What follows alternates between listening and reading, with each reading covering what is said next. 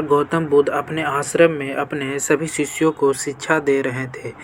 दुनिया की सबसे तेज छुरी हमारी ज़बान है और दुनिया के सबसे खतरनाक हथियार हमारे शब्द, जो बिना किसी का खून बहाए लोगों को अंदर ही अंदर मार सकते हैं। हमारी शब्द हमारी ताकत हो सकते हैं, लेकिन यह हमारी सबसे बड़ी कमजोरी भी हो सकते हैं। अगर हमें नहीं पता कि कब, कहाँ और क्या और कितना बोलना है, यदि हम सही समय पर सही इरादे के साथ सही शब्दों का प्रयोग करते हैं तो हमें एक सफल व्यक्ति बनाता है। लेकिन अगर हम यही समय पर सही इरादे से सही शब्दों का प्रयोग इस्तेमाल नहीं करते हैं तो यह हमारे जीवन को नर्क से बदतर बना सकता है। तो दोस्तों, आज की स्टोरी के माध्यम से मैं आपको बताने वाला हूं कि चुप रहकर कैसे हम अपने जीवन को बदल सकते हैं। आपको चुप रहने की शक्ति का एहसास इस वीडियो में होने वाला है। वीडियो को शुरू करने से पहले कमेंट बॉक्स में नमो बुद्धाय लिखकर वीडियो को लाइक ज़रूर करें। तो चलिए शुरू करते हैं इस कहानी को। जापान में एक बहुत ही प्रसिद्ध बौद्ध भिक्षुक रहा करते थे। उनका नाम रिसाई था। रिसाई अकेले रहते थे। दुनिया के शोर शराबे से दूर जंगल में वे बैठ रहते थे और वे बड़े ही ध्यानी और प्रभु भक्त व्यक्ति थे, इसीलिए वह पूरे जापान में बहुत अधिक प्रसिद्ध थे। एक दिन एक राजकुमार रिसाई के पास आया और बोला, हे प्रभु भिक्षु, मैं हमेशा थका हुआ, निराश और परेशान महसूस करता हूँ।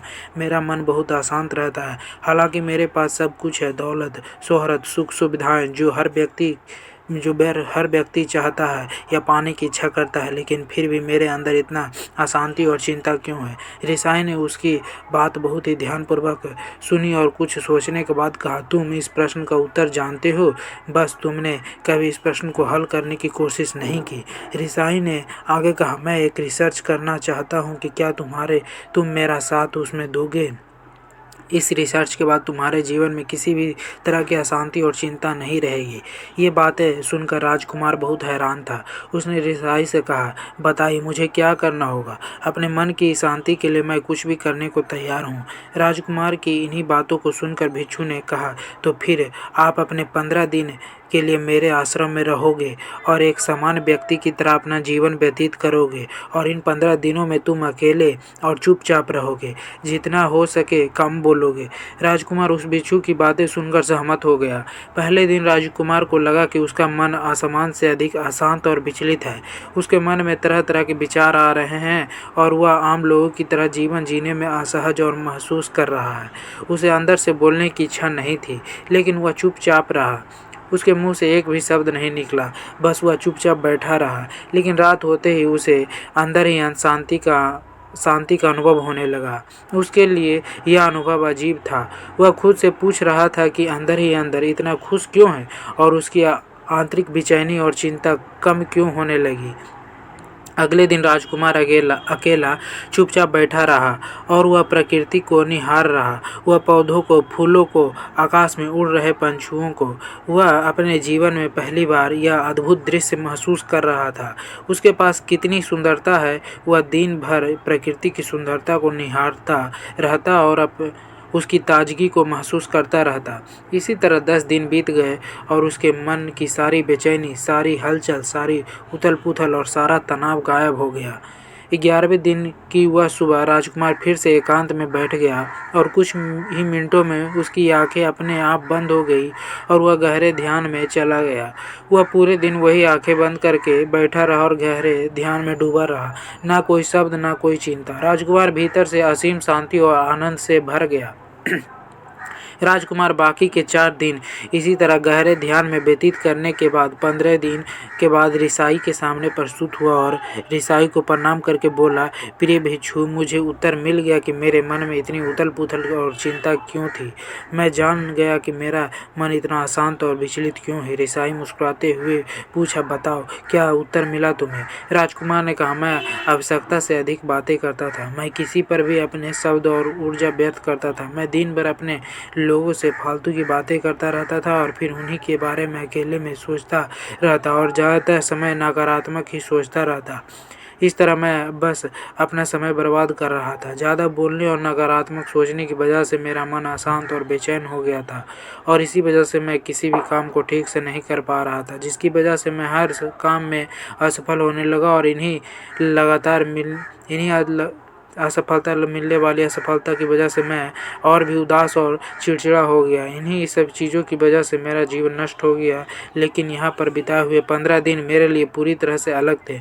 मुझे कुछ अलग ही एहसास यहाँ पर हो रहा था। अब मुझे ऐसा लग रहा है कि मैं अपना जीवन पूरी तरह से जी रहा हूँ, लेकिन इससे पहले मैं अपना जीवन गलत तरीके से जी रहा था। और मैंने यह भी सीखा कि सिर्फ ध्यान करने की ज़रूरत नहीं है, ध्यान अपने आप होता है जब हम शांत और मौन होते हैं। ध्यान के पिछले कुछ दिनों के दौरान मैंने जो पहली चीज़ सीखी वह यह कि मनुष्य के जीवन की सबसे महत्वपूर्ण घटना स्वयं को जानना है। यह सुनकर ईसाई ने कहा, सिर्फ तुम्हें ही नहीं, दुनिया में ज़्यादातर लोग ज़रूरत से ज़्यादा बोलते हैं। आज भी लोग ज़्यादातर समय केवल एक दूसरे को नीचा दिखाने के लिए बोलते हैं। कुछ लोग ना चाहते हुए भी बातें करते और अपना जीवन बर्बाद कर लेते। ईसाई ने राजकुमार को चुप रहने का महत्व समझाते हुए कहा, एक बार गौतम बुद्ध से उनके शिष्यों से पूछा, प्रिय बुद्ध, आप ज़्यादातर समय चुप क्यों रहते हैं? बुद्ध ने कहा, क्योंकि चुप रहने से व्यक्ति अंदर से अनंत शांति की गहराइयों में होता है। मौन अपने भीतर उतरते ही अब पहली सीढ़ी है। मौन के बिना स्वयं को जानना असंभव है। स्वयं को जानने और समझने का पहला नियम है कि मौन हो जाओ, उतना ही बोलो जितना अत्यंत आवश्यक हो। बेफजूल की बातें करना छोड़ दो। तुम अचानक पाओगे कि तुम 10% से भी ज़्यादातर लोग व्यर्थ ही बोलकर अपना समय बर्बाद कर रहे हैं। ना बोलने का कोई भी नुकसान नहीं है, लेकिन यदि आप ज़्यादा बोलते हैं तो आप अधिक गलती कर देते हैं। अगर व्यक्ति कम बोलना शुरू कर दे तो दुनिया की 10% मुसीबतें कम हो जाएगी, झगड़े फसाद कम हो जाएंगे, उपद्रव कम हो जाएंगे, अदालतें कम हो जाएगी। अगर थोड़ा चुप रहना सीख लिए, संसार की बहुत सारी समस्याएं, बहुत सारा उपद्रव सिर्फ बोलने से पैदा होता है। सारी बात मौन सीखने की है। जब तुम नहीं बोलोगे तब तुम एकांत में अकेले हो गए, भरे बाजार में भीड़ में खड़े हो नहीं बोलते, हिमालय के शिखर में पहुंच गए। जिसमें मौन की कला जान ली, वे भीड़ में अकेले होने की कला जान लेता है। वे अपने भीतर भी डुबकी लगता है। एकांत में तो आदमी स्वर्ग में है। दूसरे की उपस्थिति ही बेचैनी पैदा करती है। पहले तुम्हें चुप रहने की शक्ति को धारणा करना होगा। इसे तुम्हें अधिकतर ऊर्जा को बचा लोगे और फिर इस स्थिति में पहुंच जाओगे कि तुम कम बोलने लगोगे। अगर तुम किसी के यहाँ पर जा रहे हो तो परेशान हो जाओ तो ऐसे में उचित ही है कि आंखें बंद कर लो और अपने में खो जाओ। वहाँ से आपको ताजगी महसूस होगी, क्योंकि तुम्हारे अंदर जीवन का वो स्रोत छिपा है जो किसी दूसरे में नहीं।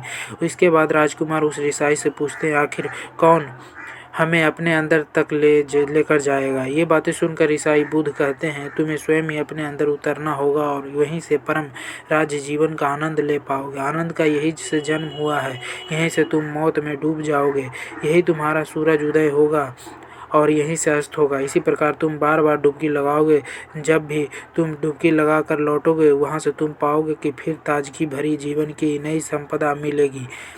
इस नई शक्ति के जन्म होने से तुम्हारी थकान, उदासी, चिंता, जैसे कोई स्नान करके लौटता है तो शरीर शीतल हो जाता है, शांत हो जाता है, ऐसे ही जब कोई भीतर से साफ होकर वापस आता है तो मौन में स्नान करके लौटता है तो समस्त अस्तित्व, समस्त व्यक्तित्व शांत और मौन हो जाता है, आनंदित हो जाता है। जब तुम आंतरिक मौन की उस पराकाष्ठा पर पहुंच जाओगे, तब तुम पाओगे कि बोलने से भी तुम्हारा मौन खंडित नहीं होता है, वो बना ही रहता है।